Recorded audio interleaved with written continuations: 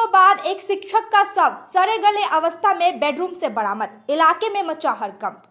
सिलीगुड़ी के ward number 37 राउतबाड़ी इलाके में 3 दिनों से एक शिक्षक का शव कमरे में सड़े गले अवस्था में बंद था, जिसके बाद इलाके में घटना की जानकारी होते ही हड़कंप मच गया। मालूम हो कि सिलीगुड़ी वार्ड नंबर 37 राउतबाड़ी इलाके में 3 दिनों बाद सड़े गले अवस्था में शिक्षक का शव बरामद हुआ।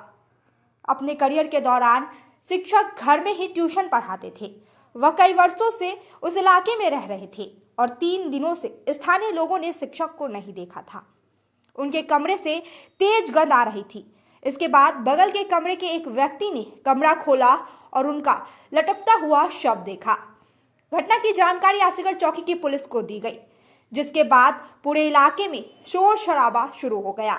शव को पोस्टमार्टम के लिए उत्तर बंगाल मेडिकल कॉलेज भेज दिया गया है। आशीगढ़ चौकी की पुलिस घटनास्थल पर पहुंच गई है। वहीं यह घटना क्यों हुई, पुलिस इसकी भी जांच कर रही है। ज्ञात हो कि शिक्षक कई वर्षों से कृति कर रहे थे और कई वर्षों से इस लाइन से जुड़े हुए थे। कई छात्रों को पढ़ाते हैं।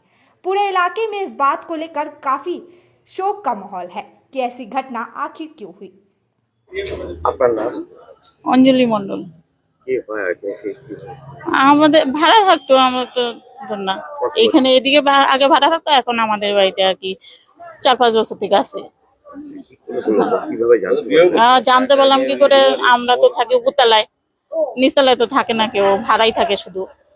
এবার গন্ধ পাচ্ছে, আমি শ্বশুরকে বলতেছি যে দেখো তো কিছু মারা গেছে নাকি, বিড়াল টিড়াল বা ইঁদুর টিঁদুর গন্ধ আসতেছে কিসের জন্য। আর খুঁজতেছে, দেখে কোনো গন্ধ পাচ্ছে না।